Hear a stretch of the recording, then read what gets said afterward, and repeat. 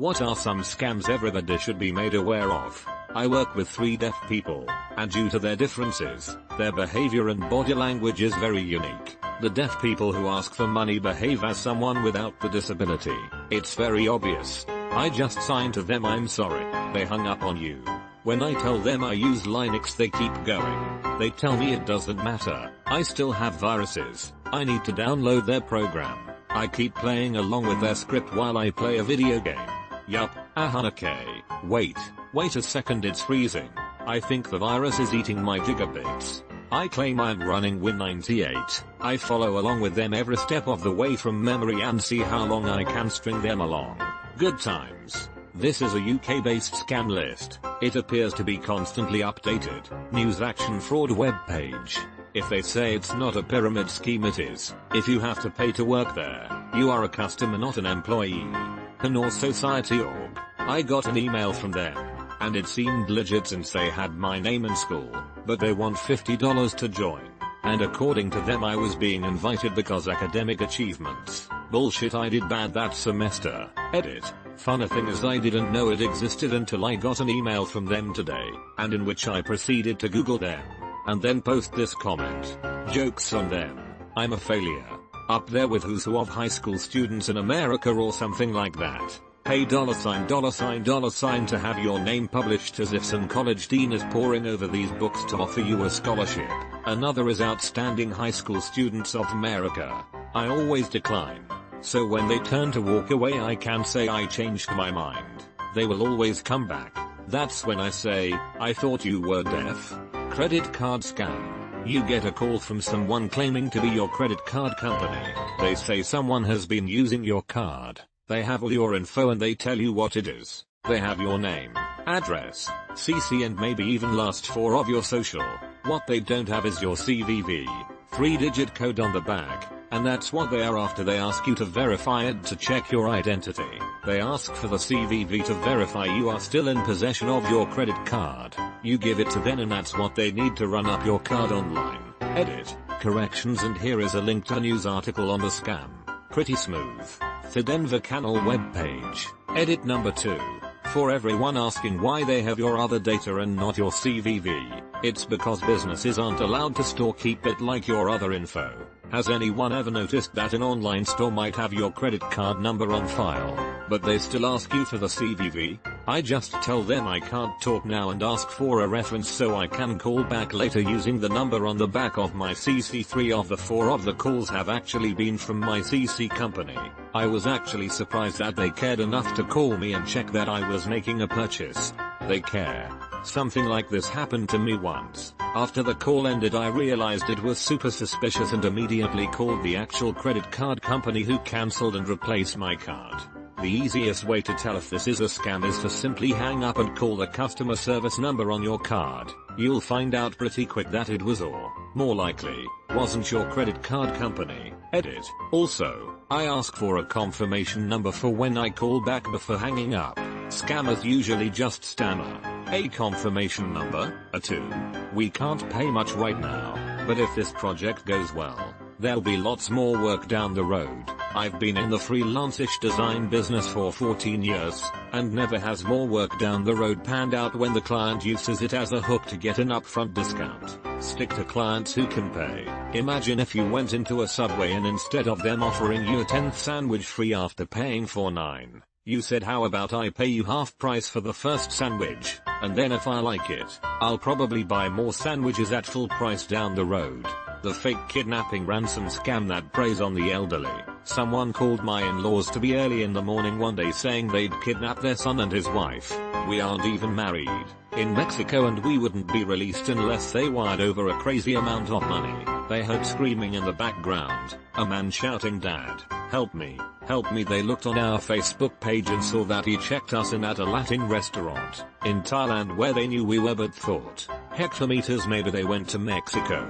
So flipped out and were about to pay before his eldest brother called me in the middle of our Thailand night to prove to them that we were alive. People should ask for answers to personal questions, attempt to contact the supposedly kidnapped, etc. before falling for these bricks BS. I have a Q&A that my grandmother uses on anyone maliciously trying to scam her. I typed it up and left it by the phone. If they can't answer or don't, she hangs up. Edit. This was because a few scammers were trying to act on my behalf to exploit money out of her. This way she can verify it isn't me.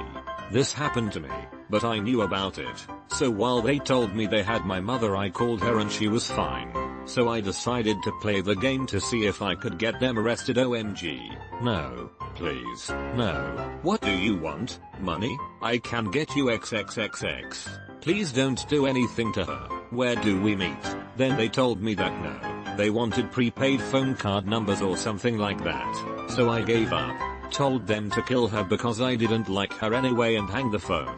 Usually when someone who contacts your house claiming to be someone from a government agency or Microsoft, it is just a lead up to a scam.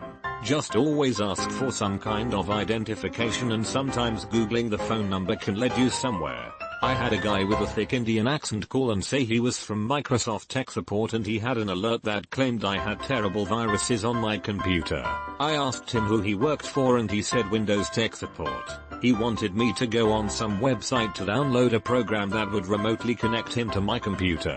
The kicker is, the website he sent me to had a warning page that said there are scammers using this website to get your info. They are claiming to be from Windows or Microsoft. Same happened to me. Fake tech support. We have traced a virus to your computer's IP address. Me. Oh no. That's terrible. Could you please tell me my IP address for verification? FTS. Oh yeah, it's G7Z0P. Me. So, IP addresses are only numbers. FTS. No, they're not. Who told you that? Me. My computer engineering degree. FTS. No. Me. No. FTS. No. They didn't tell. That was a fun call. Edit. Yes, I know that IPv6 addresses are hex. I had one of these calls. I asked the guy, why don't you get a real job instead of scamming people out of their money? He replied, in a thick Indian accent, why are you at home, not working? You are lazy housewife, spending your husband's money. I busted out laughing. He was so indignant. Well, one of them started calling me an asshole in Hindi. He was not ready for what happened next. He didn't imagine that I am an Indian too. So I can not only match but do better in the swearing department. He tried to scam my mom, who isn't very savvy, so I had no sympathy on him. Lol, that was a fun call. He called back, to utter threats. Wow, I was shocked. But just like the rest of the scheme, the threats were just bluffs and I laughed at his face, which made him more mad.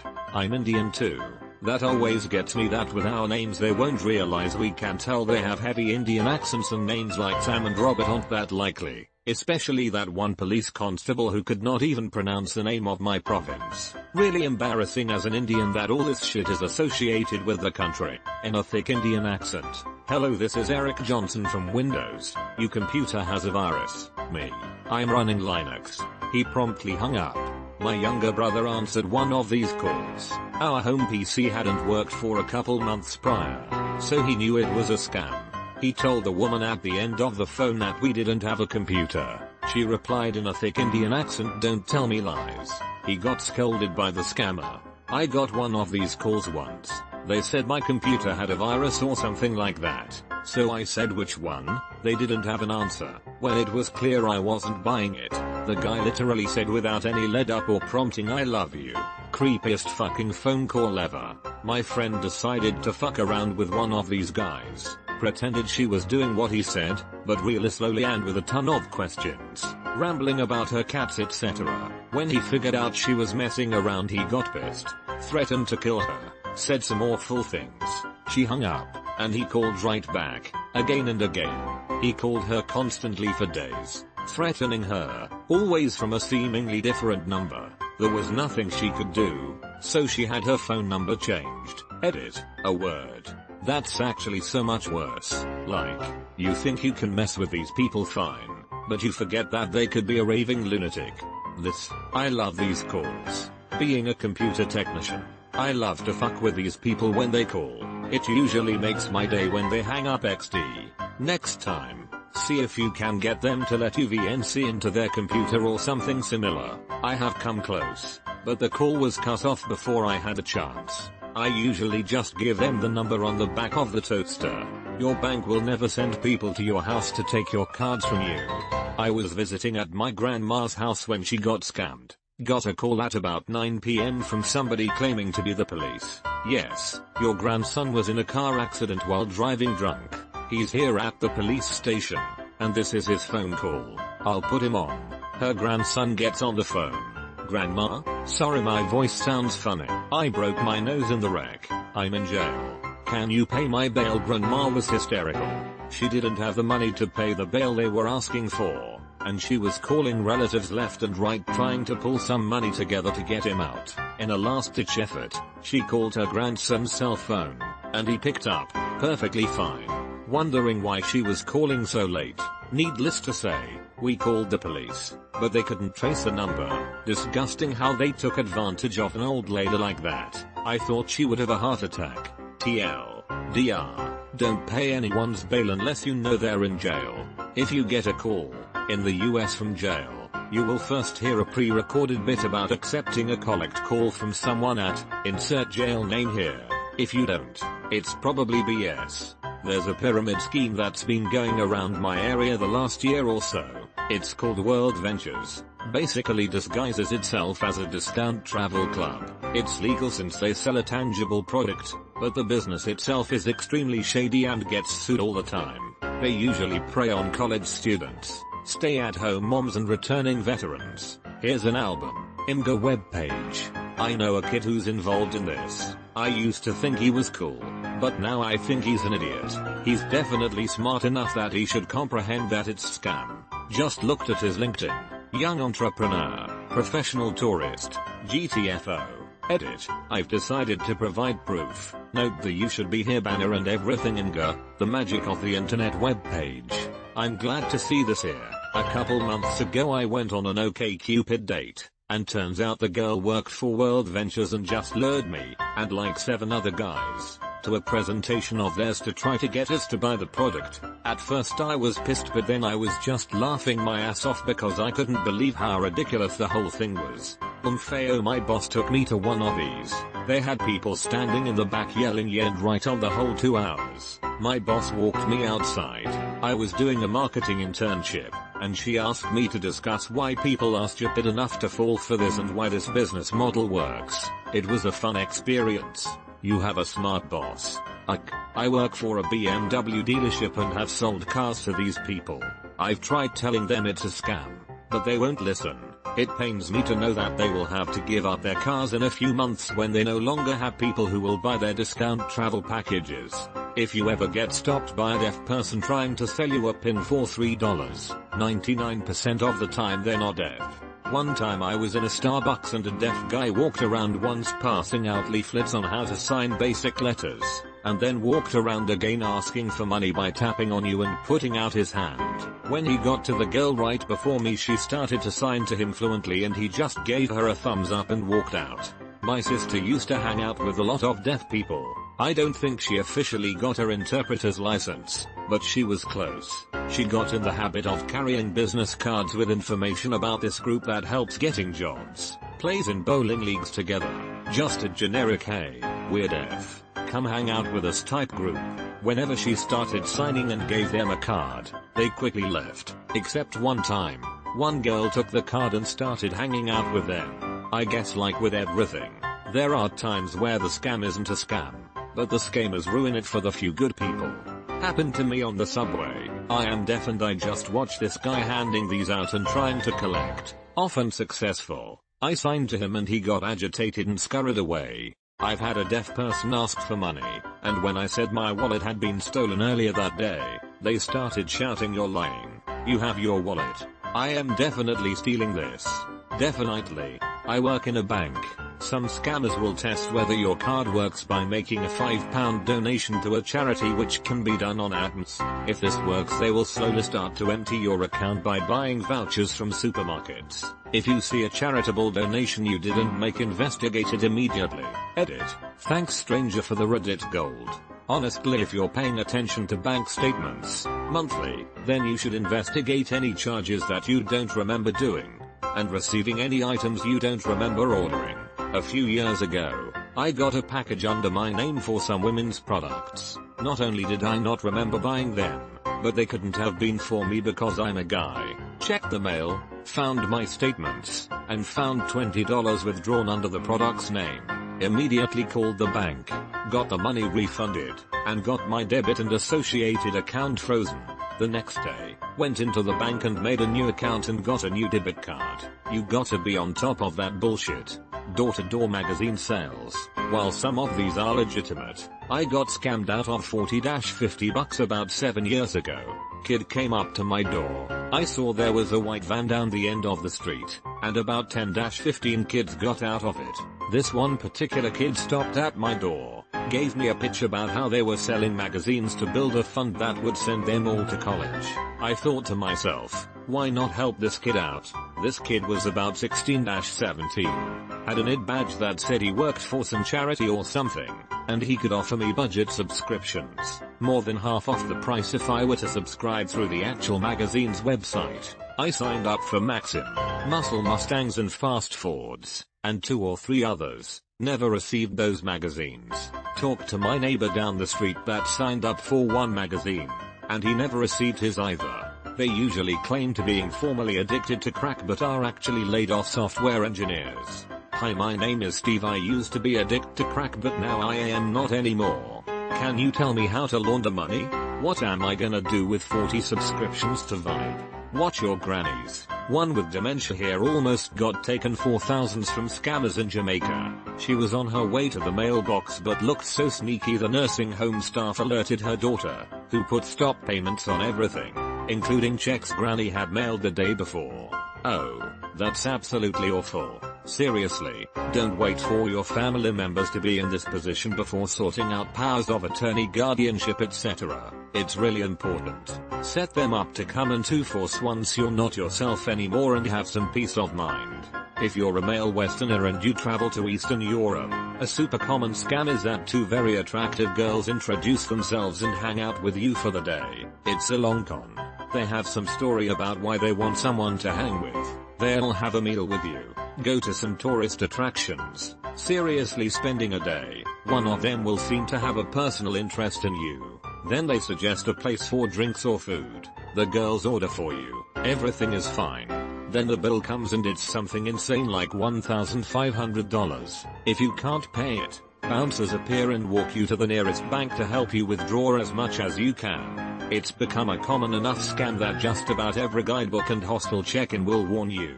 Edit. I can't believe some of the people not understanding this. Yes, the restaurant club is in on it. Yes, the girls are working with the club. Yes, the bouncers are working with the girls in the club. Yes, it is a scam and not a coincidence. Edit 2. You guys are really not getting it. The girls did not rack up a $1,500 bill to get the guys to pay for it. The girls collude with the bar to get the guys to agree to order a single $1,500 drink. The girls get paid a cut. So the trick is to hang out with the girls for a day, and then refuse to go eat with them. In my opinion, you'd still be putting yourself in a dangerous situation and wasting your day with someone who has no respect for you and considers you a mug. Hey, do you have the time? Take out your phone to check. Mugged. And my friends tease me for still wearing a watch. Who's laughing now? Get smugged for watch. That's why I always wear my watch on my penis. Get smugged for penis. That's why I wear my penis on my forehead. Get smugged for having a penis on his forehead. Once a pickaxe that I hung up wrong fell about 1.5 m onto my wrist pointy side down, then bounced off my watch. I had just been shattering 10-20 centimeters concrete with that thing and my watch is now +1 scratch. I will wear this watch to my grave. Ironically, however, your watch will let you lie forever. Your friends are weird. Seriously, why is wearing a watch an issue? Beat robber with Nokia, rob him. One of the nice things, here in Canada, is that you can still carry a concealed Nokia phone as long as it's under 6 inches in length. Check with the airport before traveling, though, because rules vary province to province. I was at a baseball game for a work outing. I had just got the Galaxy S3. I was in a secluded seating area by a hot dog stand, playing around on it instead of watching the game. This 13-year-old comes up and asks to borrow it. He'd been separated from his parents. Nope. But I'll help you find a park employee to get you a phone. The second I found an employee, the kid went running. I have let people, usually shady people, Borrow my phone more times than I can count to call someone. I never thought for a moment they would intend to steal it, and they never have. Damn it. I liked believing the best of people.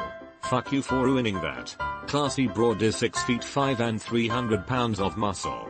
She sounds hot. Is she single? Okay, this will be read by maybe a couple people, but I think it is hilarious. A few months ago, I was hanging out on my friend's third story balcony just talking and having a drink. It was night out and pretty dark. Around 11 p.m. All of a sudden a car comes flying into the parking area under his balcony with music blasting and people shouting. A man jumps out of the car yelling, "What you even know about football, bitch? What you even know about them Redskins?" I see a younger black lady driving the car, and she is definitely leaving this guy in the parking lot. So he tries chasing her down, but she gets away. So, this guy is staggering around the parking lot, talking to himself, in a drunk state of distress. He has no clue we have been watching the whole time. Eventually he hears us laughing because we just couldn't hold it in. So he realizes we are there, and begins to ask us for help. "Bitch took my phone. Can y'all toss me a phone? This bitch done took my phone. I am looking at my buddy like UHH. No fucking way am I giving this guy my phone." So I tell him sorry, can't do it. He gets a bit pissed but keeps pacing around, and finally gives up and sits down kinda shaking his head. That's when I spotted the fishing pole in the corner of the balcony. So a mixture of wanting to help this guy, but not risk my belongings with a crazy drunk man, and liquor all swirled together into a plan. Once I saw that fishing pole, I grabbed it and started wrapping the line all through my phone cover and around the phone to get a sturdy hold. I checked that the reel was working properly, and then I called down to the distraught drunk guy. "What number do you need to call?" He staggers over and recites a phone number. I type it in, hit speakerphone, and lower my phone down to about 5 feet above the guy's head, within range to hear and speak, but not to grab. He carried out a quick convo which was clearly an irritated girlfriend and a drunk man, which ended by her saying she would bring him his phone when he sobered up the next day. I reeled up the phone and considered my good deed of the day to be done. He thanked me and stumbled off, and that is the story about how I helped a wasted guy call his girl using a cell phone on a fishing pole. Pro tip, never let someone dial the number. I always say, you can make a call but I'm dialing the number and it's going on speaker. If they don't like it, too bad. I totally had this done to me, but in my case it was, "Hey, I need to make a phone call. Please, it's an emergency." Fortunately, I still had my old faithful, you guessed it, the Nokia phone. The guy took it, looking defeated, made his fake phone call that sounded nothing like an emergency, gave it back to me, and left. It was a funny experience. Similar situation but not really an emergency. He was out of gas in front of my house, and needed to call his uncle. I pulled my phone out and asked him what the number was, dialed it for him, and put it on speakerphone so I could listen. It wasn't his uncle and the conversation was just awkward because whoever he called had no idea what he was talking about. I went back in my house and stared at him through my peephole. Legend says he's still out there to this day, roaming the front yard and attempting to scam your mailman. I went back in my house and stared at him through my peephole. I don't know why, but that line had me in tears. As a black guy with dreads, I get excited whenever someone asks me the time. It makes me feel less scary. I'm not afraid of the black guy with dreads, unless you also like to wear a hat under your hoodie in the summer, have both hands in the pockets and lean against the wall in hours for no discernible reason. Then I'm scared. I've given my phone to complete strangers at a music festival to take a photo of me. I would so fall for this. I got my phone back. It was the Power Rangers, so I guess they wouldn't steal a phone. A U-Haul reservation isn't reserving an actual vehicle for you. It's just putting you in their system as someone who wants a vehicle. And their reservation guarantee is a scam, since there's always a truck 2 states over you could use. But of course you'd have to pay for the extra mileage. See, you know how to take the reservation. You just don't know how to hold the reservation. If you knew the purpose of a reservation, we wouldn't be having this conversation. Do you want the extra insurance? Yay, you better give it to me because I'm going to beat the hell out of this car. And that's really the most important part of the reservation, the holding. Same with Avis. I reserved a compact car with Avis because it was cheap and had great gas mileage. When I got there, they said they didn't have any compact cars left. They'd upgrade me for free to an SUV, which would cost more in gas than the actual rental, or I could pay a lot more for a hybrid which would get good gas mileage.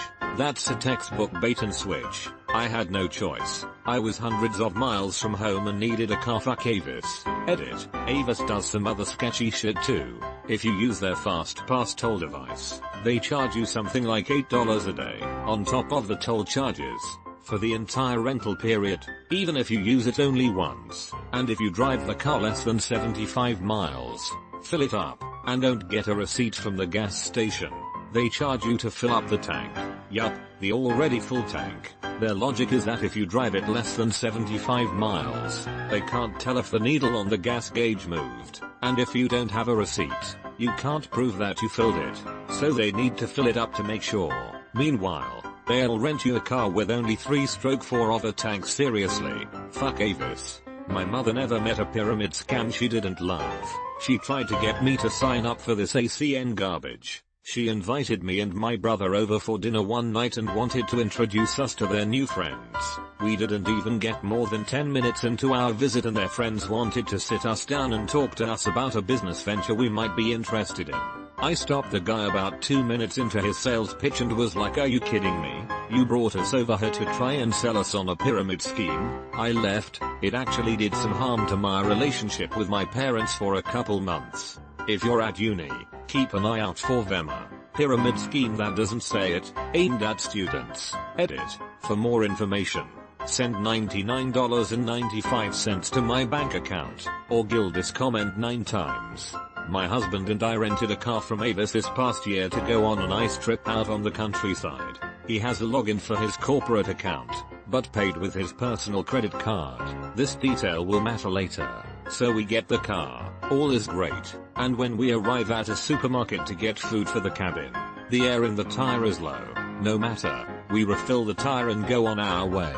3 days later of no driving, we need to get some fishing equipment from the town nearby. The tire was completely flat. I helped him change the tire and put the spare on, while calling Avis and letting them know that we have a flat. The operator said the nearest Avis service station was an hour and a half away, and 55 miles from where we were, yet she also stated that we could only go 45 miles on the spare. So she arranged for a flatbed to come and drop off a new Avis car, free of charge. Something. Roadside assistance. We signed the papers once the truck got there and thought everything was clear. Then, a couple of weeks after we came home, Avis tried to post a charge on his credit card, saying that we never paid for insurance for that service. Strange. We fought it, lost against Avis, and finally called Visa to cancel the unauthorized charge. Then they tried to charge his corporate credit card $400, almost the same cost as the rental for the free roadside assistance, which we never used in the transaction in the first place, yet it was the card registered with the login, so they thought it was okay. Of course, the corporate card being annexed didn't take no shit and won. So, to your point, fuck Avis. Edited for clarity. TL. Dr. Avis tried to charge us for a free service. Fuck Avis. This is why I use Amex for services. Amex is more than happy to tell shader vendors to fuck off. Even before they do that, they will go out of their way to try to mediate the problem so that both parties are content. Normally, the vendors don't give a shit and try to play hardball. Amex no play that game. I reserved a compact car at Hertz the other day for a business trip. Got upgraded for free to a giant Chevy 1500 pickup. My European co-workers thought it was the greatest thing ever and were constantly taking pictures of it. It was actually pretty funny until I had to park that thing in the city, parking garages, etc. You'll have the same problems with most big-name rental car companies. The issue for you, as a casual renter, is that you aren't really their target customer. They make the bulk of their rental money from corporate fleet deals, where Joe Consultant is a new city every week and can only rent from Avis. Joe doesn't give a shit about gas mileage or toll fees, since someone else is paying. In fact, Joe is happy because he got a free upgrade. Penske Trucks guarantees a reservation. They will always have a truck for you. Worst case scenario, they send you to one of their agents a little bit farther away. This is usually because it's their fault that they didn't get the truck, so they will always discount you. Source: I used to work for Penske. They tried to pull this crap on me the other day. I had a reservation a week ahead of time so I could move across town, and U-Haul calls me the night before I'm supposed to move, saying they don't have a truck for me. So what are you all going to do about this? U-Haul: we will check across town to see if there is anything available. I'm going to need more than that, considering you broke my reservation guarantee and told me at the last minute. Otherwise, I'll just go to Penske. U-Haul: we can cut your mileage rate in half. That's more like it. Edit: I think we've all come to a conclusion. Fuck U-Haul. U-Haul added all sorts of costs and hurdles for me, too. They even told me getting a dolly was an extra and I had to pay more to rent one from their showroom. Well, I get the truck home and learn there already was a dolly in the truck. However, since the paperwork said I only had one, that's exactly how many I returned. I've been using that dolly for a decade now. It's been extremely helpful and very durable. Thanks U-Haul. I was almost burned by this and had to scramble to find a truck the day before I moved. Fuck U-Haul. Working in banking, I see this kind of shit a lot. If someone sends you a check that is more than it should be and you have to send a portion back to them, stop. This is a scam. No legitimate business or individual does business this way. That check will bounce and you will be caught holding the bag. Somebody got a hold of our company name and account number to pull this scam on people. I had to field so many calls telling people not to do it. I had one lady accuse me of trying to scam her after, and I finally got pissy and said, I want you to explain to me exactly how I plan to scam you by asking you not to send money to a stranger. The kids that come to your door selling magazine subscriptions are not trying to get money for college. Most of the time the magazine subscription is bullshit. The kid is being taken advantage of by some asshole and it's near slavery conditions. Don't support these assholes. One time a kid came to my house to try to get donations for college or something. I don't think he was even selling anything. I said number. He got real belligerent. Like what? Just no. You're not even going to be polite about it? Dude, you came to my house and interrupted me to try to get my money. Fuck you. I don't have to be polite. Do not cash someone's check for them at the ATM, no matter how distressed they may seem. It will just bounce. The Florida government puts out public service announcements that says this. Paraphrased: if you want anyone to leave your house, even employees of a business, tell them. If they won't, call the cops and cops will come out and make them leave. In other words, don't let anyone intimidate you, even if they are for real. Never let someone that is not related to you, or a longtime friend, stay in your house for more than one night at a time. I was trying to help out a guy I met through a friend. He was from Guam and I like to meet people from different cultures. Turns out that in the state of Arizona, if you let someone stay in your house for 2 or more nights, they gain some kind of residential rights. You have to go through the court system to evict them before the cops will do anything to make them leave. Long story short, things did not turn out well for me or that apartment. That's insane. I can't believe that's legal. I've heard of this one but haven't ever seen it. You're driving, say in the right lane, and a crappy looking car gets in front of you while another crappy looking car sits in your blind spot on your left side. The car in front slows down little by little until you're annoyed and possibly tailgating them, setting the trap. He then slams on the brakes and stops short, giving you either the choice of rear-ending him or swerving into his buddy. Either way, you hit a junker of a car and he asks for cash to not report it to the insurance. Ways to avoid: don't tailgate. Pretty simple. Follow at a safe distance. If you do rear-end swerve into the car, just report it to the insurance. A lot of times these people don't have insurance, and if they do, they might not see any of the money and their rates will go up either way. You'll still have to pay and your rates will go up, but at least the scammer didn't get off free. I've seen a similar one where a car will simply reverse into the front of you, and will be evacuated by large, suited, business-like men who pressure you into settling the issue there and then. Hereby referred to as the lawyer's clown car. That's why you may not want to, but you call a law officer to the scene of every accident, as well as your insurance agent. Of course, I got into a fender bender last summer and did not call the cops because it was 100% clear it was her fault. It got ruled a 50/50 and I will never ever get into any sort of accident without calling the authorities to the scene. Fight. I once had a 100% brought down to 25%.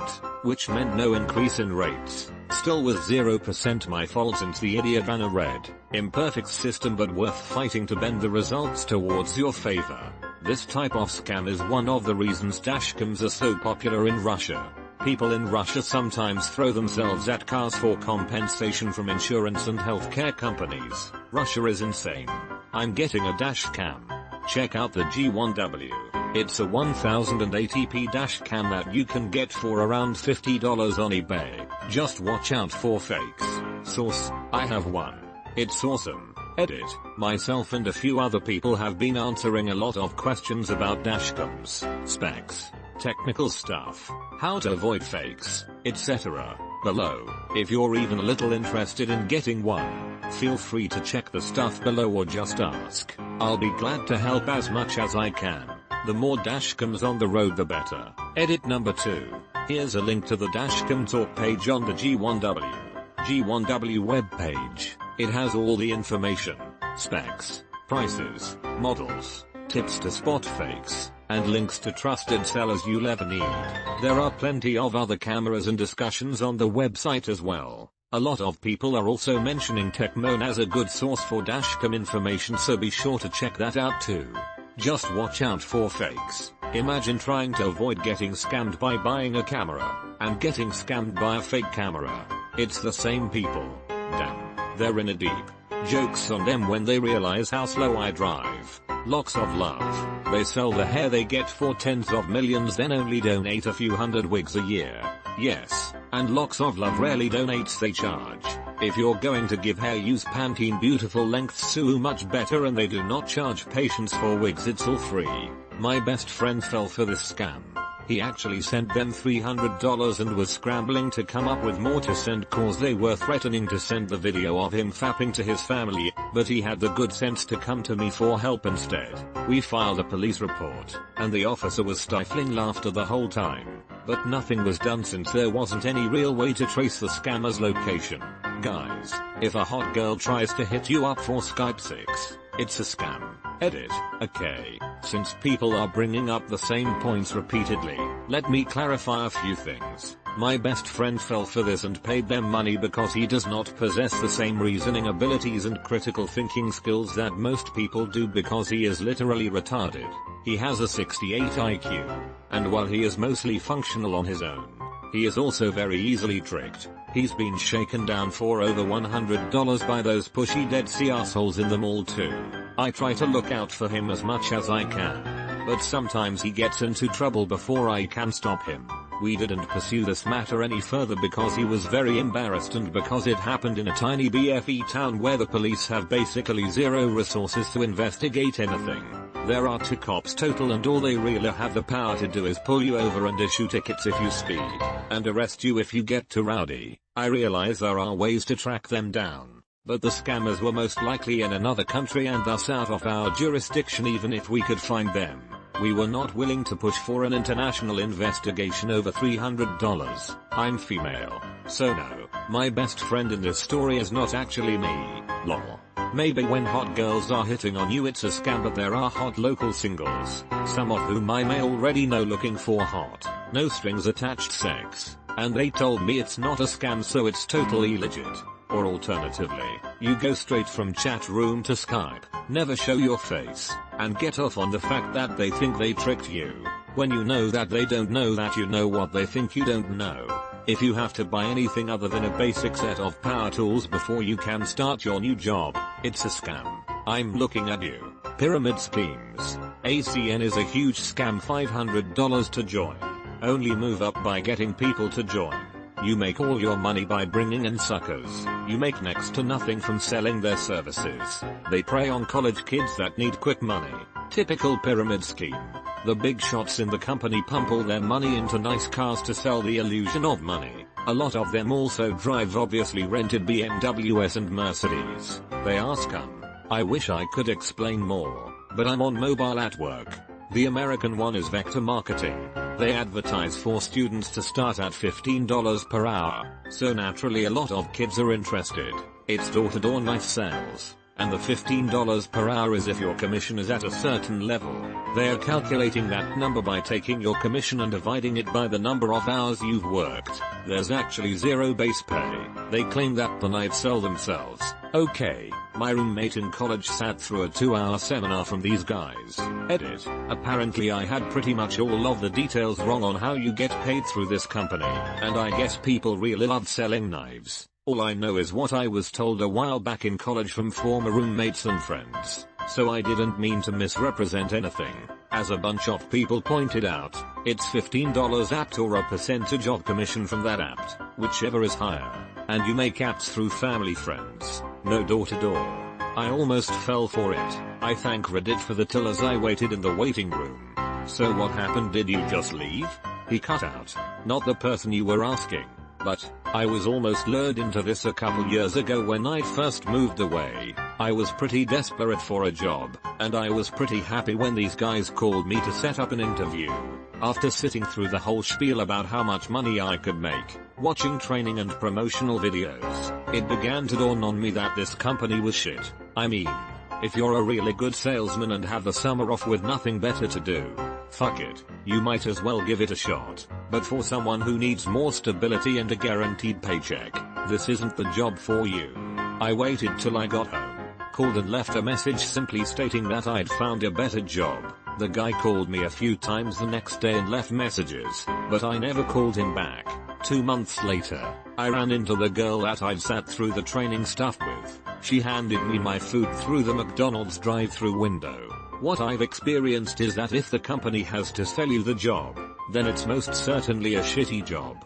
I have a friend, though, who has made a royal shit ton of money selling those knives. Granted, she's a college cheerleader and so pretty she could probably get people to buy cat shit if she tried. Edit. So I guess I gotta call Miss Pom Pom and tell her she got me my top comment. Or her own shit. In a sales job, there is very little that could beat being an attractive woman. Vemma is in America now and it's the biggest fucking scam I've ever seen. They are lying to college kids, brainwashing them into thinking that they can actually make money by selling this energy drink Vev to other people so those people can try to sell it. They pitch it as starting your own business and tell them that if they end up moving X amount of product we'll pay for you to finance a car, in which they give you $400 a month to use on WEU what, but they pretty much plant the idea in your head that you need to get a Range Rover, Audi, BMW etc. and have Vemma stickers covering it. But when someone you're flipping Vemma products to business goes under because someone they were selling to can't afford it anymore, or any situation in which your network isn't meeting the quota to be eligible for the monthly stipend, they stop giving you that $400 a month that they've convinced you to use on a high-end car, and you're still responsible for the payments, with no income. I could go on for days, but basically this is a huge problem on college campuses and it doesn't get nearly enough attention. Ugh, fucking Vev. Some of my friends got into it and were always trying to get me to sign up. The whole idea is not really to sell the energy drinks themselves, but to get other people into the pyramid scheme. As I recall, you have to pay an upfront fee of like $200. You get monthly supplies of energy drinks that, if you want, you can sell. But no one I know does. They just drink it. However, the way you really make money is by recruiting people and building up a pyramid beneath you. The amount of people it requires you to recruit to cover the costs just isn't worth the effort. I remember I was playing a game of pickup basketball at the gym one night and we were doing really well. I was just playing with random guys, and after a few games we finally lost. While I was walking out of the gym, one of my teammates came up to me, introduced himself to me, and we struck up a conversation. He was pretty friendly, but then the conversation took a weird turn. He tried to sell me on the whole Vemma shit, but I recognized the pitch as soon as he started and just told him no and walked away. It was really awkward and really sad, because here I was thinking I met someone I could play pickup games with, but no, just some guy trying to sell me some shit. I'm sure if you tried hard enough, you could make money off of it, but in the end, is it really worth it? It turns you into a fucking salesperson. I can't imagine how ouchy it must feel to try to get your own friends in on a pyramid scheme. We just had a major wave of a scam called Wake Up Now. Only a handful of people straggling onto that now. Thankfully, they had a lot of college-aged students convinced. When I was a kid, my mom and stepdad got into Amway. Overnight, all my normal toothpaste, deodorant, hair gel went away and were replaced by the Amway shitty version. For a kid that was going through puberty and was having a hard time with acne and oily skin, this was a disaster. I had tried out products for months until I found the right ones that wouldn't affect my skin. They were all thrown out as they believed the whole family needed to be on board with their great Amway adventure. At some point or another they started hitting up my friends' parents and trying to get they to buy into Amway under my mom and stepdad. It ruined several friendships for me. Kids were no longer allowed to come and hang out at my house because my mom and stepdad would harass them about if they had heard anything from my parents. Eventually, I stopped visiting my mom's house and went to live at my dad's full time. Did Amway cause that? Number. But it sure didn't help anything. It was a big wedge between my stepdad and myself for 10 plus years until they finally gave up pushing Amway on everyone or ran out of people to push it on. If you won the Canadian lottery and you've never been to Canada or played the Canadian lottery, it's not real. I've had a couple of people come into the banks I've worked in thinking they won all this money and then get pissed when you give them the reality check that it's not real. Not even ice cream? This will ruin my summer. I worked at a bank for a little while and was stunned at how angry people got when I informed them that they had already been scammed, or what they wanted to do was a scam and to avoid it. Things like the tax department called me and told me they owe me money. I just need to send them some money first to get it. That's a scam. No, it's the tax department. How could it be a scam? Like really? I feel badly for them. I really do. Because they may be so desperate for money they are believing anything and think they are finally getting a break, so just hearing the reality of it makes them blow a gasket. But damn. People can just be so naive. I've said it before and I'll say it again. LifeLock. Complete crock of shit. The owner likes to publish his social security number as a marketing gimmick as proof that his service works. It works so well that he has had his identity stolen 13 times. Wired web page. Check your credit once a year for free. All 3 major bureaus required by law to offer this. At www.annualcreditreport.com, annualcreditreport.com. Homepage web page. Report any discrepancies to the bureaus directly. Do not go to freecreditreport.com, any other free credit report sites. They require you to sign up for shit. That is another complete fucking scam. Edit. Shit, I forgot. Credit Karma. Credit Karma webpage. Cool site. It estimates your credit score, though, so don't take a screenshot of it to your mortgage company for a refee or anything. Credit to Jar Comma even though he headbutts women. Edit 2. 3 things. First, it has been pointed out to me that you can stagger your reports from each company to get one every 4 months to keep a closer eye on your credit. This is still true. Annualcreditreport.com. Annualcreditreport.com. Homepage webpage. Thank you to Used Wyclifson to Ian and you Tricky Thief for this tip. Second, if you are particularly concerned, have been victim of fraud before, or are at high risk for fraud, you can put a fraud alert on your credit report with the bureaus directly so that if any company pulls your credit, they can get a message to call you at your personal phone number to verify with you first. There may be a cost for this. Third, apparently, Credit Sesame, Virgin Media, unable to find www.creditsesame.com closed bracket double quote web page, is another free service people are recommending. I don't know it personally, but probably worth at least checking out. Thank you, you are Memedic0604 and you Harold Bitches for the tip. Honestly, Credit Karma gives a pretty thorough report for free, and the website is easy to use. If you are young male and traveling in a foreign country, 1.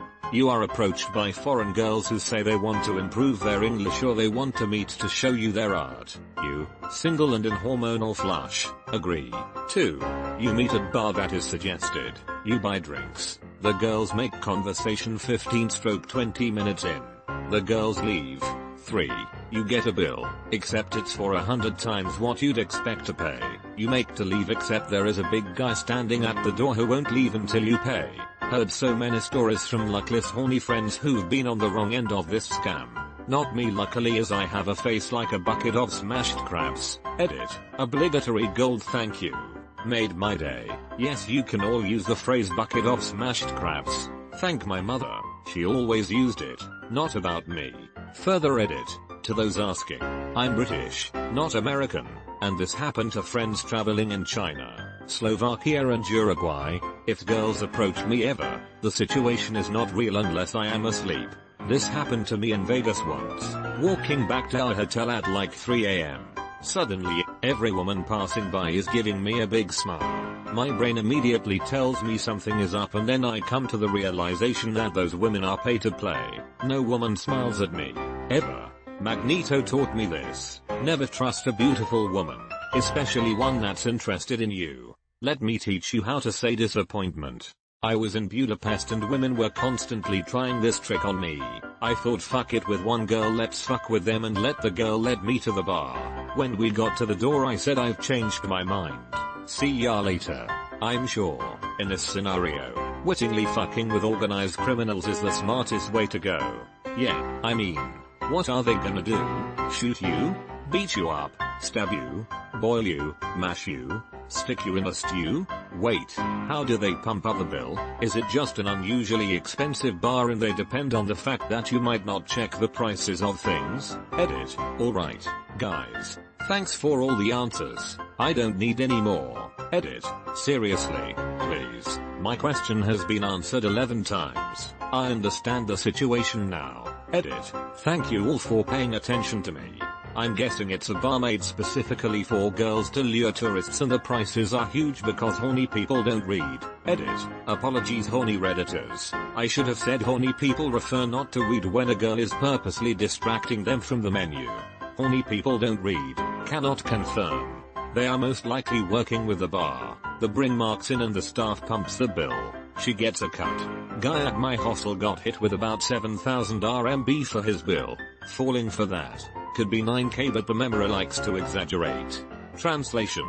900 American dollars. Happened to my buddy in Thailand. He said he just bolted and had lots of women trying to stop him on top of dudes jumping up and punching him in the head. He got the fuck out and into a cab and didn't look back. Don't buy stereo systems from guys in vans.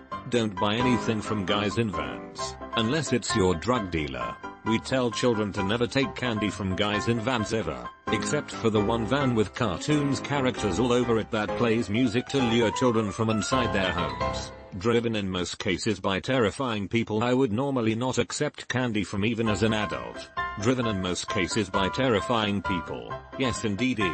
Wikipedia webpage. The conflicts, in which vendors raided one another's vans and fired shotguns into one another's windscreens, were more violent than might typically be expected between ice cream salesmen. Whoever wrote this article should write every Wikipedia article. I had the quintessential Nick experience with this just the other day. I was walking home, a beat up van pulls up next to me, and the guy says, "Hey buddy, wanna buy a home theater system for cheap?" Starts telling me how it was for a job, and how he won't be able to keep it for long because of the next job or some weird shit. It was apparently worth $4k, but he could give me a good price for it. I passed, but he seemed to have found a buyer about a half hour later when I saw him in a different neighborhood, pulled over and showing someone the goods. Of course there's no way the gear was stolen. No way. It wasn't stolen. It was a crap $200 stereo. Here's the white van speaker scam article. Wikipedia webpage. On Wikipedia, which explains why this is a bad idea. The Polish or hot dog with a 20-ounce drink, and one free refill, at Costco food court for $1.50. Costco is getting scammed on this deal. When you go to other countries on vacation and you get on a tour, there are definitely places, especially in China, where you are intended to stop and have a look around. But at many of those places they won't let you leave until you buy something. This is how these guys make money.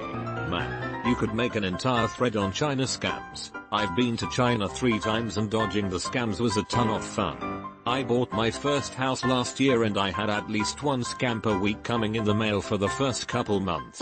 All of them look very official, and as a first time home buyer they kinda freaked me out. Luckily, my Google foo is strong and I was able to do proper research to prevent me being screwed.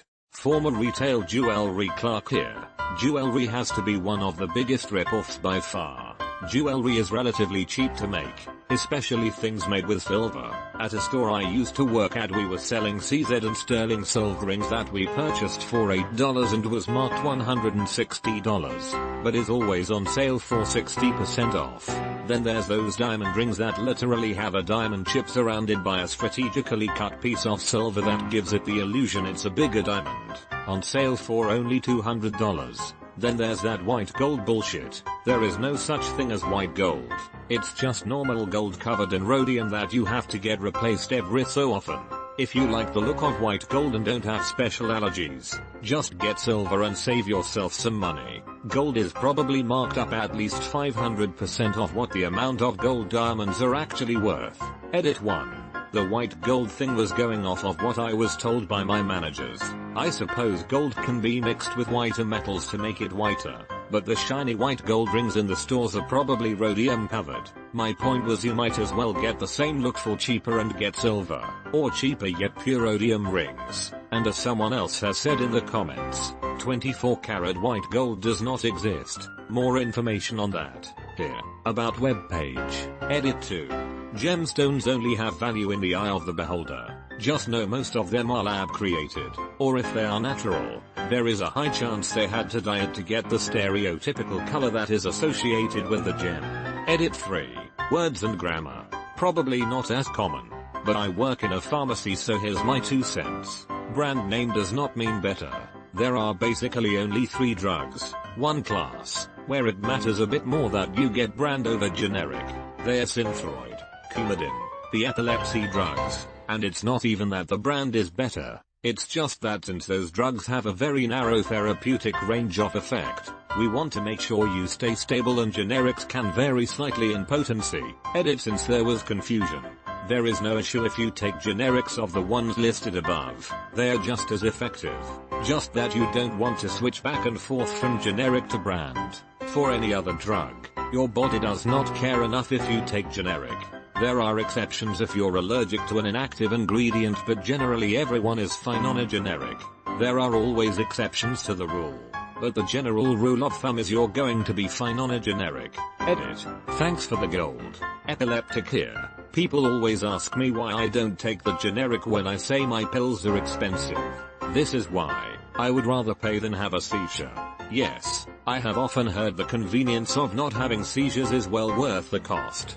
Buying your college textbooks from your university store. Anytime anyone tries to sell you something unsolicited, whether it's in person, by mail, or digitally, just say number. There's no magic deal fairy that's looking out for your best needs. That's going to fall from the sky and conveniently going to present you with something you want or need. Not really a scam, but seemed like a good comment to piggyback on. Buying something on offer you weren't planning to buy means you have lost money, not saved. Companies offer deals on all sorts of products that aren't actually very good deals, to make you focus on the savings rather than the price itself. I got this sweet stereo for $400 instead of $600. I just saved $200. I thought you went out for groceries. Don't you already have a stereo anyway? So, this was $200 off. Were you even looking for a new stereo? No. But I saved $200 on this. No. You just lost $400. You only save money if you were guaranteed to buy said product already and then you found it cheaper. If you randomly buy something because you were too focused on the offer, then you fell right into their trap. So, basically, Steam sales? Yeah, I'm guilty of buying things on Steam I've never played. Even buying a game for $2 instead of $20 is $2 lost if you never play it. My logic on Steam pricing is like this. If I pay $10 for a movie that lasts an average 2.5 hours, that means paying $5 for an AAA game on 75% that will last at least 10-20 hours is a pretty good damn deal. It's like paying 25 cents an hour to keep yourself amused. In a movie you pay $5 an hour. But I need 500 more games that I'll never play. I wish my wife understood this. Look, I bought a set of plates. What? Why? We have plates. They were on sale. Saiga, damn it. One of my dad's favorite sayings. If it's on sale and you don't need it, it's not a bargain. Depends who it is. Last month I moved into a new apartment and Virgin Media called me up the same day unsolicited and offered me fiber optic broadband. I both needed and wanted that. Of course I shopped around before saying yes, but still. The Who's Who books. I still cringe when I think about my mom falling for this one. They send you an offer to put you in a book as being someone that's worth mentioning. You have to fill out the form they send you and then send it back to them with $50. And then in about a month they send you a behemoth-sized book which is basically just a list of people that have paid to be in the book. My mom has published a few books, so when she first got the offer to be in the Who's Who book she thought it was a legitimate bit of recognition. We realized it was scammy a few months later when I got the same offer for having received my BA.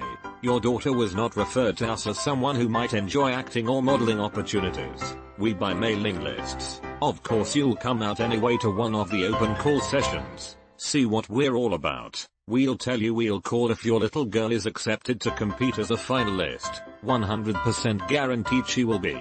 Don't believe the bullshit about processing applications. And then we just need you to pay us a sponsor fee so she can compete. Of course, if anything comes up and you have to take your daughter out of our pageant, you're fucked because sponsor fees are non-refundable in the fine print. But it's totally worth a steep fee to compete because your daughter is really beautiful and you're not just saying that, and you could win part of $20,000 and, okay, maybe I'm a little bitter. I guess it isn't technically a scam. But if people were less apt to get blinded by the dollar signs, my company would very likely be out of business, and I don't think I would be very sad about that. Just because your boss is getting away with it, and it might not be illegal, doesn't mean it isn't a scam. It's funny how many of life's problems are solved just by not wearing a fanny pack. When jobless and looking on Craigslist, I know, big red flag right there. But hey, you never know. Always grab post information during the phone call about location and job description and Google the shit out of them. I have been potentially scammed quite a few times. All natural means absolutely nothing. It is a non-regulated term. Dr. Oz, he is an extremely smart man. But a lot of the products on his shows don't have the research to support their efficacy and are misleading to consumers, particularly the weight loss products. 1-800-SKYRIDE is a total fraud. This story is 100% accurate. Not a single thing is made up. If I've forgotten any details, I will note them in the story. My friends and I planned a trip to California in 2007. We wanted to do something awesome. So we searched some places on the internet to skydive while on our trip. We found some website called Skydive Adventures. Not 100% sure on the website name, but the phone number was 1-800-SKYRIDE.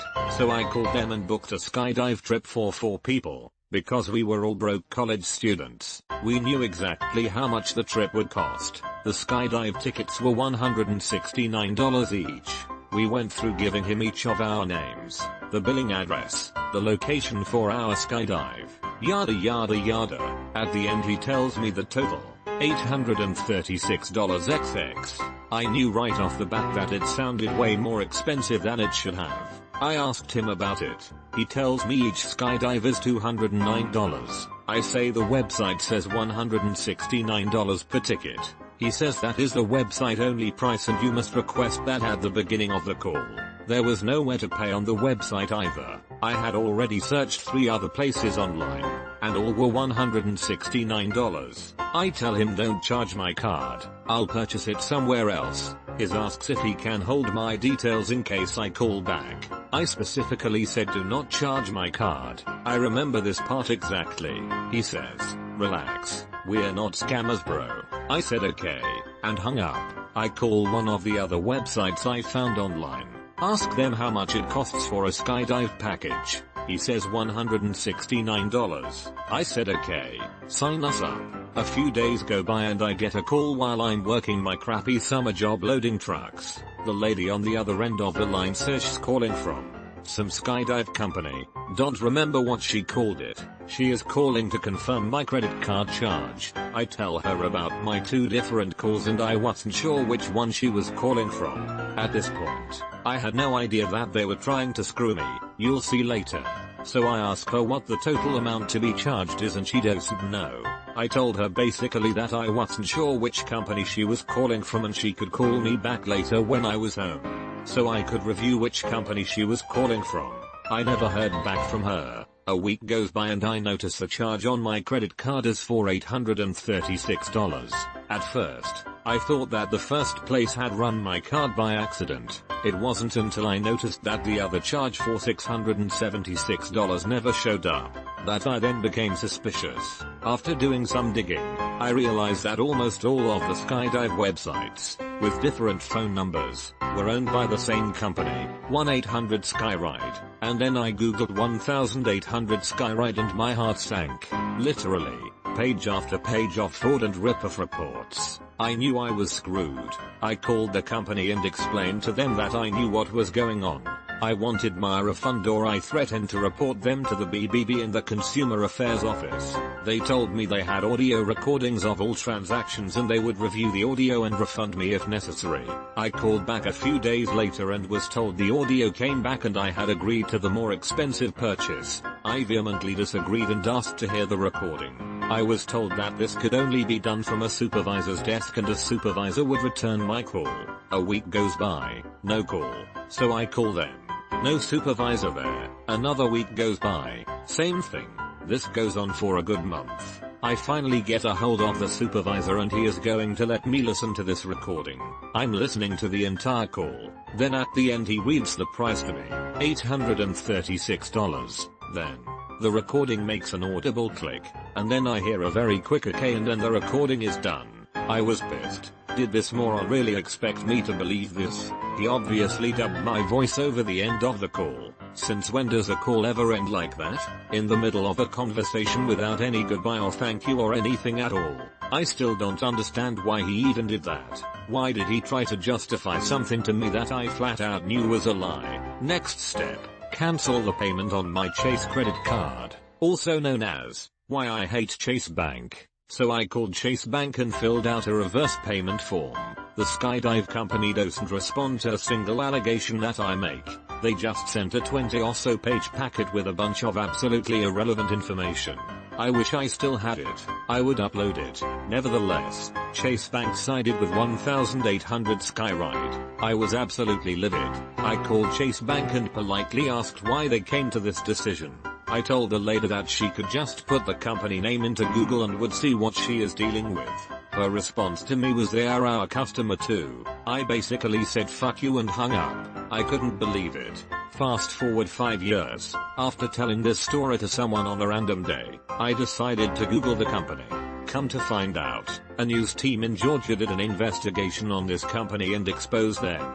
The Attorney General in Georgia sued them, and forced them to make restitution to any customer that filed a complaint with the Attorney General. I called the news reporter, and then the Attorney General gave me his phone number. I was told to fill out a form and submit it to the company. The company called me, explained that they weren't crooks, yeah, right, and they would return the money. 2 weeks later, I got the check, thought it would bounce when I cashed it. It didn't. Fuck you 1800-SKYRIDE, and Chris, the original customer service rep who screwed me. Now I record every phone call I make on my cell phone. TLDR, stay away from 1800-SKYRIDE or any other online skydiving website. Pay for your skydive in person if possible. If not, make sure you are speaking to the actual drop zone, not a ticket taker. Record all phone calls. Those schools like DVRY and EdTech where you pay to get a useless degree. Big time. I was an up-close witness to a school like these. They pump out criminal justice majors who are eligible for jobs as security guards and computer network people who are absolutely a dime a dozen. Most of the students are not ready to learn and can be downright disruptive. For example, fire alarms pulled weekly, students cursing every third word and so on. You are 1,000 times better off at a community college and getting a degree there or transferring to a state school. Even better are the kids roped into $75K video game design programs, because the major universities don't offer anything like that. Yeah, it's called computer science and infinitely more useful than your joke of a program. But we need to tighten up those graphics. Well, hurry up, I have another video game I need designed. For the uninformed, YouTube webpage. Yeah, it's called computer science. It's not just that. MIT, Northeastern, USC, Drexel, and Michigan State all have video game design programs. They're far from the only ones. I guess the marketing folks for DVRY don't consider MIT to be a major university. I think it's more like the kind of kids they are targeting basically have zero shot at getting to those schools. Red is one as well that is very highly ranked among the game design majors. Personally, I would still recommend CS because it is way more useful and can land you a game development job or any other development job, but that is just me. Edit. RIT is ranked number 7. Princeton Review webpage. I worked as a director of education, their version of a dean I suppose, at a for-profit, not every or it, for a couple of years. The problem isn't the actual training or the degree but the fact that they will aggressively market to anyone. They oversaturate with less capable students and then students make it through who probably shouldn't in the name of money.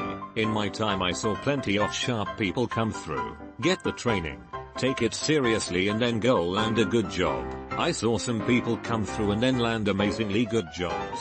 The person behind that degree is what is most important. Mormonism. 10% of your income, tons of time, and all based on a demonstrably false claim. Ancestors are not saved. No salvation after this life demonstrated. The problem isn't the actual training or the degree. The training might be splendid, outstanding, or even state of the art. But if you pump out thousands of students that have no clue what they are doing, then the degree becomes worthless. University of Phoenix is huge as well. You know it's a shit school when they won't even accept their degree holders for teaching positions. Also, when my college had a search for a new dean, they got several applicants from UOP. They were so delusional that they thought they could have a reasonable chance of landing a job that takes years of experience to achieve. Any school that fails to properly manage their students' expectations is a terrible place in my opinion. We'll be giving raises out in a few months. No, we don't need to put it in writing. You need to get everything in writing. Does it exist? Then you need it in writing.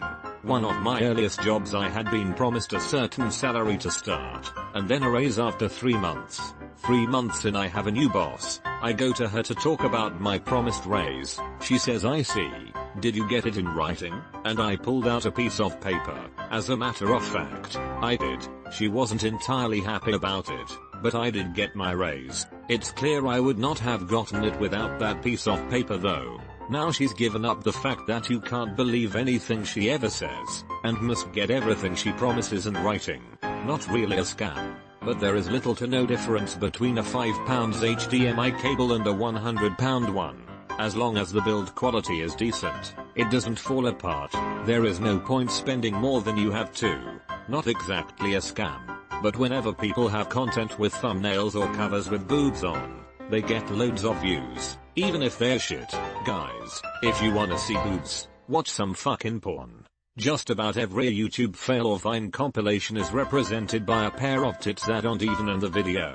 I don't get it. There is no weight loss substitute for exercise and healthy eating. Nothing is as sustainable, as healthy and as effective, no matter what any of the drug advertising companies say. Edit. A lot of people have pointed out that exercise isn't necessary and that as long as calories consumed is less than calories used, you will lose weight. Exercise just allows you to eat more or lose weight quicker, and exercise in general has a lot of additional health benefits. Healthy eating and exercise? Fuck that. I'd better swallow this tapeworm. Seriously though, some idiots have really gone this far. Creed sold it to me. It's from Mexico. Yeah, that wasn't a tapeworm. You're not real, man. Not to discourage exercise, because it's a very important part of being healthy, but when it comes to losing weight, people should understand that calories burned from exercise is very rarely enough to even put a dent in a caloric surplus. If you want to lose weight, eat less calories. There's really no way around it. It doesn't even necessarily mean eating less, just eating smarter. It's important to know how many calories are in the foods you typically eat. Many weight loss attempts are ruined simply because people don't know that one slice of gas station pizza they eat 5 times a week is 700 calories. UITheVetacharge posted this link of different portions of food that equal 200 calories. What 200 calories look like in different foods. Album on the webpage. If you're worried that dieting means starving yourself, look at this album and keep in mind that if you give up one Snickers bar, you can cook up 3 eggs and it's still less calories. Cutco knives. You will get offered a job as soon as you graduate high school. Do not take it. It will be a pain in the ass to get paid and you most likely won't. The contract states you do not work for the company. It's a big waste of time selling knives for 2x the price and they will make it sound good. But you're probably gonna end up working for free. If you start a sales job, and the first part of the job is to purchase a kit or demo stuff or whatever, you are not a salesman, you are a customer. Find a real job. You are being suckered into a pyramid scheme. Click here and download 16 GB of RAM. Could I download a solid state drive? I didn't feel like spending any money to upgrade. I would like to download Wi-Fi so I can unplug my computer. Dude, it's not a scam. Check for yourself. Download moreram.com. Cloud RAM 2.0 webpage. Scientology. Huge scam. That line in the cap you fill your liquid laundry detergent to. Not the real line. Take a closer look. The real lines are very faint. Most people are fooled into using about twice as much soap as they should be. Worried about getting scammed? Give me Reddit Gold and I'll PM you my exclusive guide on every scam there is and how to avoid them. This is a one-time offer only, so act fast. Edit. Thanks for the gold, sucker, ha ha ha ha ha. Fleas country. Edit 2. I suppose I should actually thank you people for my first Reddit Gold. To the guy at the bottom who said I gave it to myself. Ha ha ha. But in all seriousness, you guys will in fact get your anti-scamming guides as soon as you PM me your SSNs and send a down payment of $100. I'm not convinced yet. Do you have a lengthy video endlessly reiterating those points, while constantly insisting that you're just about to get to the part where you give me the information? Okay, now what? You do not have to go all the way to Lincoln to claim your $1 million prize. It's a scam to get you to buy magazines. Dad, there's a big scam at the moment with Chinese import sites like China.com or Jade.com. The manufacturer will be selling a flash drive which is listed at 64 GB or higher for a really good price. When you plug said flash drive into your computer it comes up at the listed size, but when you actually try to put files on it only has a capacity of around 6-7 GB. This one almost got me, but thankfully I checked the customer reviews and did my research. Edit. SD cards also. Unless you live in a coastal city, do not buy fresh seafood from anywhere other than a reputable chain fishmonger. Had a cousin who bought fresh shrimp from a guy in the parking lot of her work. 3 guesses how that turned out. Who buys shrimp in parking lots? If you do live in a coastal area, you can get some great stuff from roadside vendors. You need to know how to judge the quality, though. I always respond to this thread, and no one ever sees it. I have to that or not well known, but have personally experienced each scam. The white van speaker scam. Wikipedia webpage. 2 guys excitedly approached me and my co-worker. We worked as Pepsi delivery guys, and asked us if we wanted to buy a ridiculous $1,500 home theater system for cheap, like $300. They say something like our invoice says 5 speaker system X1. But the warehouse fucked up and gave us 5 speaker systems. So we're selling the extras for cash. The systems suck and aren't worth more than $150, despite the MSRP on the box saying $1,500. The brand they had was Genesis Audio. Yes, we both fell for it. The pigeon drop scam. Crimes of persuasion webpage. This one is more complex. It happened to a fellow female server at the restaurant I worked at. Basically 2 scammers will find a bag or envelope containing a large sum of money, like $3,000. Generally they are walking in front of you and they stop you, or behind you and they ask if you dropped it. One of them suggests you split it 3 ways and be done. The other plays on your emotions and says, well, what if it's a charities or something, which is generally why they target women who are generally more sympathetic. They then call their lawyer friend who tells them that in order to have a legit claim on the money you must each deposit a small amount of your own money and put it in a safe deposit box or some crazy shit like that. And then if the police can't find the rightful owner after 3 weeks, then they divide it evenly among the 3 of you. My co-worker is not an idiot and they made it sound so legit. You literally watch them withdraw $300 from their bank accounts, deposit it into the bag containing the $3,000, and they ask you to do the same. They even give you the bag, and let you open a safety deposit box under your name to put it in. The trick is, once you all deposit your money, they swap the real bag for a fake one, which they give to you, and they disappear. Amway. A few months ago, someone knocked at our door at 10 p.m. on a Sunday. They were neighbors trying to sell Amway. I just wanted to kill them.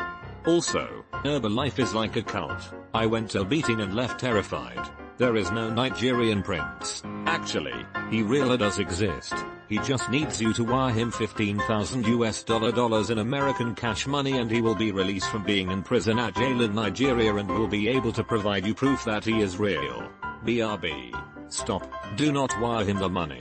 It's easier just to send him your bank account security info so he can directly withdraw it. Instructions unclear.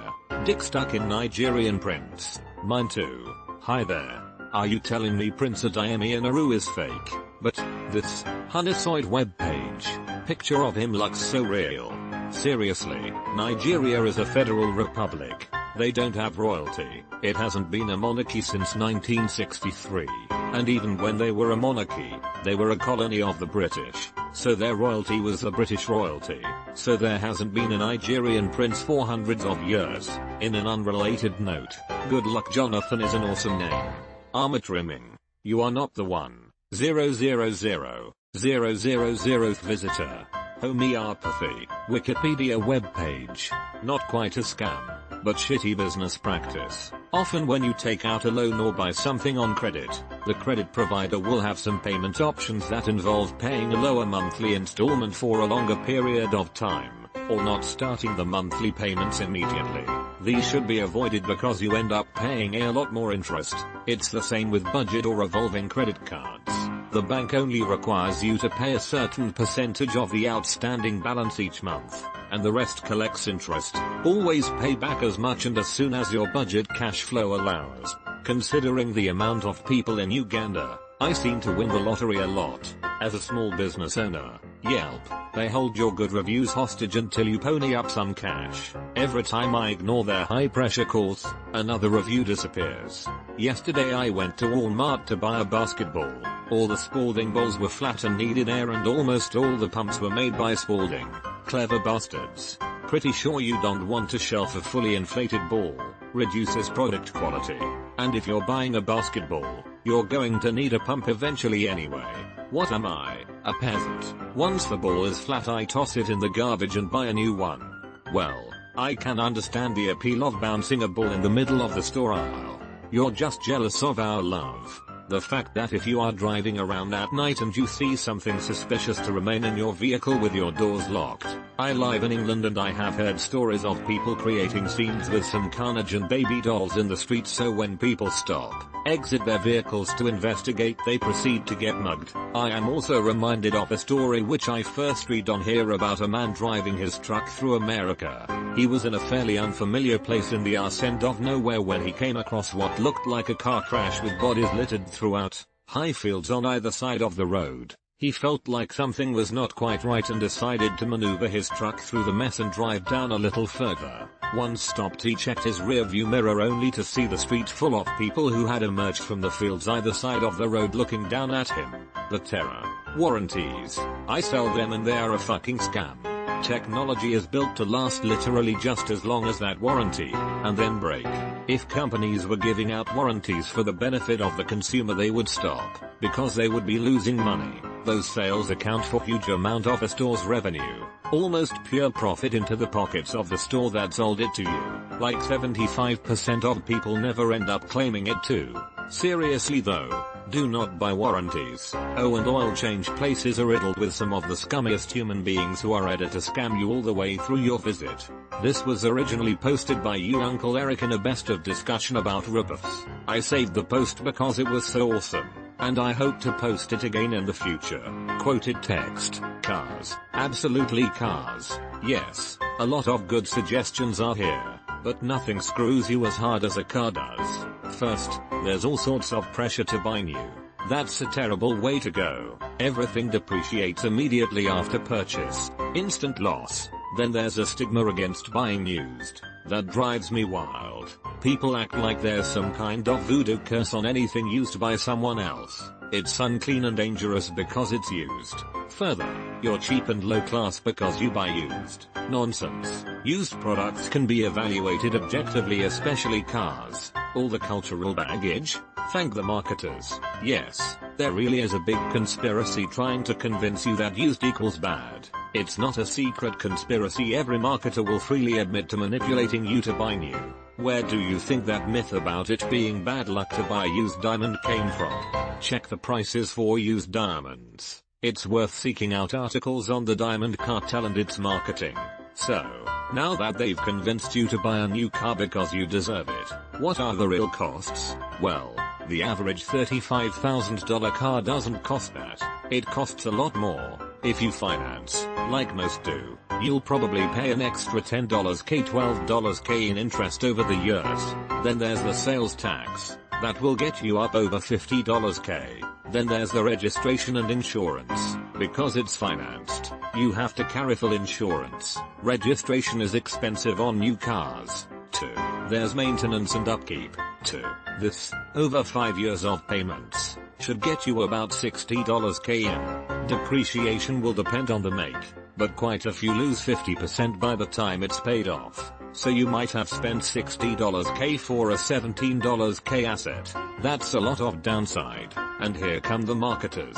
Your car is old, which makes you look bad. Besides, you can buy something a little nicer now, right? Look at how shiny these new ones are. You deserve it. You work hard. You don't want to look bad to your neighbors and co-workers, do you? They'll think you're cheap and poor. So buy this shiny new $50k model to show everyone your place in society. Lather, rinse, repeat. Cars suck ridiculous amounts of money out of people. Cars are the reason most people and wealthy want to be better off. Here's my family's secret. Buy used, depreciated cars. Be anal about searching out reliable models and buy some wrenches. You will be turning them. Keep the car dead stock. No, you do not need $3,000 rims and $400 tires. Those are a complete waste and turn your car into a cop magnet. Do the routine maintenance yourself. If you pick a good one, you'll get 250k 300k miles out of it before needing serious repair. Stop caring about most appearances. Only one matters: cleanliness. Keep the car clean and be clean personally. This is cheap and makes you look good. Even if your car is 14 years old, it'll still look good when clean. Another benefit is that a good, reliable used car doesn't depreciate. Often, you can sell it for the same or more. You will get your money back out. Also, registration is dead cheap and I get insurance for about $400 a year now. Do this and you can easily put an extra $50k in your pocket every 5 years. What to do with the savings? I like income producing assets. We buy rental units.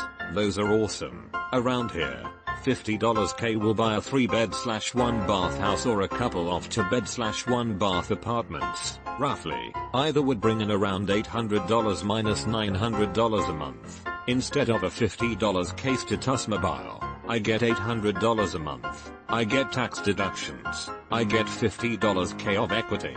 Property tends to appreciate. I know, it's lousy right now, but inflation will kick in eventually. Even better, inflation will lift the rents over time. Assuming rent stays at $800, 60 months later, the same term as buying a car, it'll generate $48k over that time. You can see that this makes a lot more economic sense than buying a car. The savings and additional income will let you buy more properties and grow. This works great for us. Go ahead and judge me by car. I'll be sleeping in while you're busting your ass to pay for yours. That's heavily biased and only looks at the upsides of both cars and rentals. Well, the average $35,000 car doesn't cost that. It costs a lot more. If you finance, like most do, you'll probably pay an extra $10k $12k in interest over the years. Then there's the sales tax. That will get you up over $50k. As a grown-up, you should already know this. Lenders charge interest, governments levy taxes. Adjust your purchase price accordingly. He's correct about depreciation. A car is not an investment meant to earn you money. No one would buy them if they were. Then there's the registration and insurance. Because it's financed, you have to carry full insurance. Registration is expensive on new cars. 2. There's maintenance and upkeep. 2. This, over 5 years of payments, should get you about $60k in. He's correct about more expensive cars costing more to register. Registration is a percentage of the car's value. Full coverage insurance shouldn't be considered here. The only time you should not carry it is if the cost of it is more than the value of the vehicle. If you get in a wreck and it's your fault and you do not have full coverage, you have lost your vehicle and are on your own to replace it. The downside he is describing is being unable to take that risk because lenders want the car you're paying them for insured. Lots of new cars come with free maintenance and upkeep, which is just saying the same thing twice, making it appear more expensive. And are you not going to need to maintain your old car, keep the car dead stock? No, you do not need $3,000 rims and $400 tires. Those are a complete waste and turn your car into a cop magnet. All hobbies are a waste of money. Don't drive like an asshole, do the routine maintenance yourself. If you pick a good one, you'll get 250k 300k miles out of it before needing serious repair. This applies to new cars as well as used. Another benefit is that a good, reliable used car doesn't depreciate. Often, you can sell it for the same or more. You will get your money back out. This is flat out bullshit. No one buys a 10-year-old car for $5,000, drives it 10 more years to 250,300 miles as he claims you'll get, and then sells it for $5,000. It's true that new cars depreciate more when they move from new to used, but they are all losing value. Regarding his become a landlord advice, you could just invest your money and not have to become a landlord. If being a landlord requires no effort or investment, that's being a slumlord. I don't know that becoming a landlord is a path to sleeping in. It's just kind of a stupid example to give in a BuyX instead of a car discussion. It reeks of internet badassery that most likely doesn't hold up in reality. Buying a used car is a risk. Do you know cars well? Sellers hide problems, and there is a high probability that the cost of a repair the car needs is the reason it's up for sale. You are rolling the dice when you buy used. You are gambling. Make no mistake of it. It's not always a bad risk, and you can educate yourself to lessen the risk, but it is always a risk. Having said all that, I most often buy used. My current vehicle I bought when it was 10 years old, and I intend to drive it daily until it hits 15.